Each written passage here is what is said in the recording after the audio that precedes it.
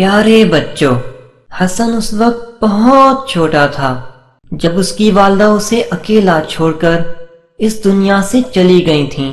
ستیلی ماں کی مسلسل مار پیٹ اور ہر وقت برا بھلا کہنے نے اسے انتہائی ڈھیٹ اور بالکل بے حس بنا دیا تھا، اسی لیے وہ ہر کسی سے جھگڑتا رہتا تھا۔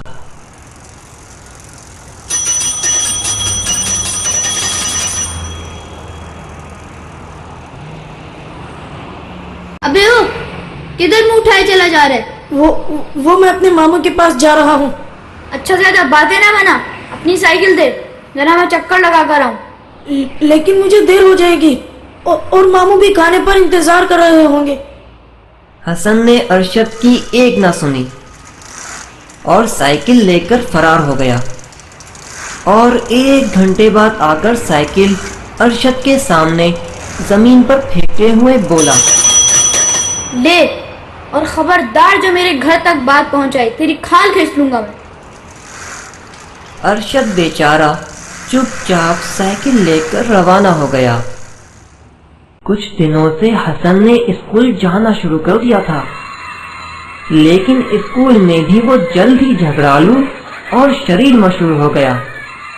ارے وہ دیکھو حسن آ رہا ہے، چھوڑو یار، اس کی طرف مت دیکھو، یہ تو ہے ہی جھگڑالو، ہمیں بھی بدنام کروا دے گا۔ اتنے میں حسن ان کے قریب آ چکا تھا۔ اس کا ایک ہاتھ پشت کی جانب تھا۔ اس نے آتے ہی اپنے پشت پر رکھے ہوئے ہاتھ میں پکڑی چھپکلی ان دونوں پر پھینک دی۔ آخر ہم نے تمہارا کیا بگاڑا ہے؟ کیوں تم ہمیں تنگ کر رہے ہو؟ بکواس بند کر، ورنہ مکہ مار کر تمہارے دانت توڑ دوں گا، سمجھے؟ واہ بھائی واہ، الٹا چور کوتوال کو ڈانٹے۔ میں تمہیں ہرگز نہیں چھوڑوں گا۔ ارے بھائی چھوڑو مجھے، کیوں مار رہے ہو مجھے؟ اکرم، اس سے میری جان چھڑاؤ یار۔ اتنے میں قریب سے ایک ماسٹر صاحب گزرے اور ان دونوں کو دفتر لے گئے۔ سر، اس نے مجھ سے بدتمیزی کی تھی۔ نہیں سر، یہ جھوٹ بول رہا ہے، اس نے پہلے مجھ کو چھپکلی پھینکی اور پھر مجھ سے لڑائی کرنا شروع کر دی۔ حسن، تمہاری شکایت دن بدن بڑھتی جا رہی ہے۔ تو میں کیا کروں سر؟ حسن، تمیز سے بات کرو۔ سر، وہ کیا ہوتی ہے؟ اپنا منہ بند رکھو ورنہ سخت پٹائی لگاؤں گا، سمجھے؟ کیوں سر، میں نے کیا کیا ہے جو آپ میری بلا وجہ پٹائی لگائیں گے؟ اچھا تو تم یوں نہیں سمجھو گے۔ یہ کہتے ہی سر نے ڈنڈا اٹھایا اور پھر پوری قوت سے حسن کے ہاتھوں پر چلانا شروع کر دیا۔ مسلسل ڈنڈے کھانے کے بعد بھی حسن پر لگتا تھا کوئی اثر ہی نہ ہوا ہو۔ آخر سر تھک کر رک گئے۔ بس، یا اور کوئی حربہ بھی ہے؟ چلے جاؤ یہاں سے۔ شکریہ سر۔ کلاس میں بھی وہ سوالات کے جوابات دیتے وقت شرارت سے کام لیتا۔ حسن، تم کھڑے ہو کر بتاؤ کہ انگریزوں نے کب سے کب تک حکومت کی؟ سر، صفحہ نمبر 110 سے 210 تک۔ خاموش ہو جاؤ، آج کے بعد تم سے کچھ بھی نہ پوچھوں گا۔ گھر کے حالات بھی اسکول سے مختلف نہ تھے۔ حسن، نہ جانے تم کس مٹی کے بنے ہوئے ہو، میں تو تمہیں مار مار کر عاجز آ چکا ہوں، اور تم ہو کہ سدھرنے کا نام ہی نہیں لیتے۔ آخر تم کب ٹھیک ہوگے؟ اب تم بچے تو نہیں ہو، کچھ تو خیال کرو۔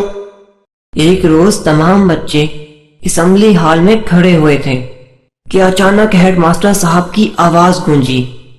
تمام طلبہ کرام کو مطلع کیا جاتا ہے کہ کل ہمارے اسکول میں ایک شاندار جلسے کا انعقاد کیا جا رہا ہے، جس کی صدارت محکمہ تعلیمات کے سیکرٹری صاحب کریں گے۔ تمام طلبہ اس میں بھرپور تعاون کریں اور اپنے گھروں سے صاف ستھرا لباس پہن کر آئیں۔ دوسرے دن جب ہیڈ ماسٹر صاحب اسکول پہنچے تو اسکول کی سجاوٹ کو دیکھ کر حیران رہ گئے۔ واہ بھائی واہ، تم لوگوں نے تو کمال کر دیا۔ مجھے تو ایسا محسوس ہو رہا ہے جیسے میں کسی دوسرے اسکول میں آ گیا ہوں۔ اچھا، میں ذرا آفس میں چلتا ہوں۔ عمیر، آپ ایسا کریں، ماسٹر ندیم کو کہیں کہ وہ آفس میں آ جائیں، میں ان سے کچھ بات کرنا چاہتا ہوں۔ ٹھیک ہے سر۔ السلام علیکم سر، کیا میں اندر آ سکتا ہوں؟ وعلیکم السلام، جی اندر آئیں۔ سر، آپ کو ہیڈ ماسٹر صاحب نے آفس میں بلایا ہے۔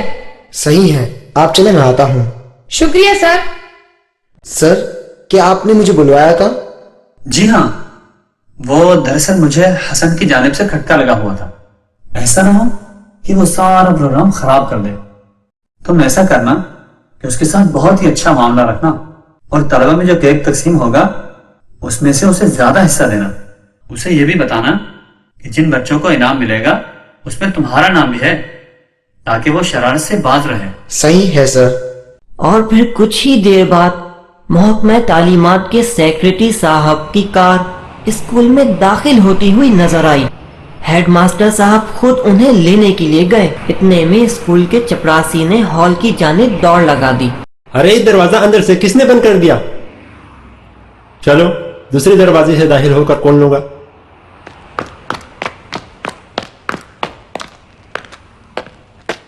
اوہو, یہ دروازہ بھی بند ہے. شاید پچھلا دروازہ کھلا ہوگا. اوہ میرے اللہ, پچھلے دروازے پر تالا کس نے لگا دیا ہے؟ اب کیا ہوگا؟ چپراسی گھبرایا ہوا ہیڈ ماسٹر صاحب کے پاس آیا اور انہیں اشارے سے اپنی طرف متوجہ کیا. کیا بات ہے بھائی, اتنے پریشان کیوں ہو؟ وہ سر, کسی نے حال کے دونوں دروازے اندر سے بند کر دیے اور پچھلے دروازے کو بھی تالا لگا دیا ہے. اف میرے اللہ, یہ ضرور حسن کی شرارت ہے. خیر تم ایسا کرو, تالا توڑ ڈالو. پھر وہ سیکریٹری صاحب کی طرف متوجہ ہوئے اور ان کی توجہ باغ کی طرف کروا کر بولے, سر آپ ایک نظر باغ پر بھی ڈال لیجیے. اوہ ہاں, کیوں نہیں, بالکل بالکل. اس کے بعد ماسٹر صاحب انہیں لے کر ہال کی طرف چل دیے. پھر میں سیکریٹری صاحب نے اپنی تقریر میں ہیڈ ماسٹر صاحب کی خوب تعریف کی. مجھے فخر ہے کہ ہمارے اس ملک میں ہیڈ ماسٹر حذیفہ صاحب جیسے لوگ بھی موجود ہیں. واقعی ہمارے ملک و ملت کا قابل فخر سرمایہ ہے. سیکریٹری صاحب ہیڈ ماسٹر صاحب کی خوب تعریف کر رہے تھے, لیکن ہیڈ ماسٹر صاحب حسن کے معاملے میں اپنی ناکامی پر بہت شرمندہ تھے. اگلے دن انہوں نے حسن کو آفس میں بلوا کر پوچھا, حسن, یس سر. تم نے کل ایسی خراب حرکت کیوں کی؟ تم نے اتنا بھی نہ سوچا کہ اسکول بدنام ہوگا اور تمہارے اساتذہ کی بے عزتی ہوگی؟ سر میں نے بھی حرکت نہیں کی اور نہ ہی مجھے کسی بات کی کوئی خبر ہے. زبردستی مجھے پھنسانے کی کوشش کی جا رہی ہے سر. حسن جھوٹ مت بولو, مجھے سب معلوم ہے. سر یہ تو وہی بات ہے کہ بد سے بدنام برا. میں کہتا ہوں خاموش ہو جاؤ, مجھے تمہاری کوئی بات نہیں سننی. یہ کہتے ہی ماسٹر صاحب نے ڈنڈا اٹھایا اور حسن کے ہاتھوں پر برسانے لگے.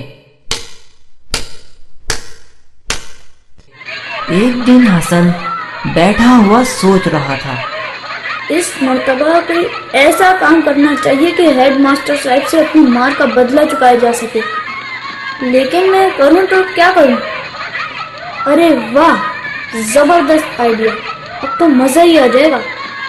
اپنے منصوبے کو عملی جامہ پہنانے کے لیے چھٹی کے وقت وہ باتھ روم میں چھپ گیا.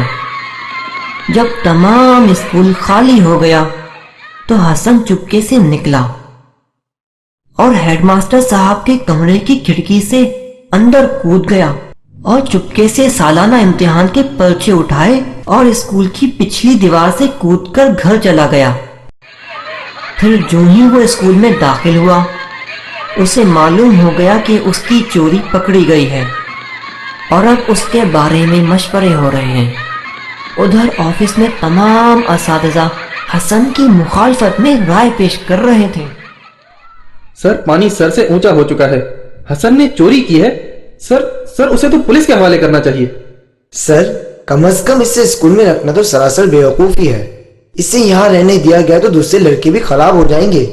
ایک گندی مچھلی پورے تالاب کو گندا کرتی ہے.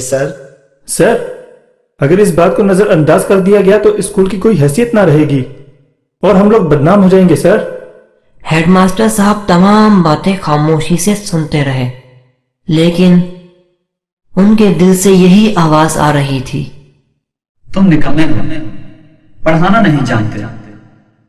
کیا صرف مارنا ہی علاج ہے؟ کوئی نئی تبدیل کرو. حسن کو تباہی سے بچانا تمہارا کام ہے. तुम उस्ताद हो, बाप से ज्यादा मेहरबान, कुछ तो सोचो। हेडमास्टर साहब ने एक बहुत बड़ा फैसला कर लिया था जिसे वो बार बार ज़ेरे लब दोहरा रहे थे। उसी वक्त उन्होंने दफ्तर में ऐलान किया, तमाम असातिज़ा अपनी अपनी क्लासों के लड़कों समेत हाल में जमा हो जाएं। बाहर आते ही असातिज़ा आपस में चहमगोइयां करने लगे। मुझे तो लगता है इसे कोई सख्त सजा मिलेगी और मुमकिन है कि पुलिस के हवाले भी कर दिया जाए। मेरा तो ख्याल है हसन का नाम काटकर इसे स्कूल से खारिज कर दिया जाएगा। हर एक शख्स अपने जहन में अपने ख्याल के मुताबिक बातें सोच रहा था। हेडमास्टर साहब डंडा हाथ में लिए हॉल में दाखिल हुए और कुर्सी पर बैठकर एक नजर तमाम तलबा और असातिज़ा पर डालकर उन्होंने कहा, हसन, हाजिर जनाब। मेरे करीब आओ। आज न जाने क्यों हसन के दिल पर खौफ छाया हुआ था। उसके हाथ पांव कांप रहे थे। हसन, मुझे बहुत अफसोस है कि मैं तुम्हें दुरुस्त न कर सका। ये सरासर मेरी गलती है। मैंने तुम्हें ठीक करने का सही तरीका इख्तियार नहीं किया और अब तक तुम्हें मारता ही रहा हूं।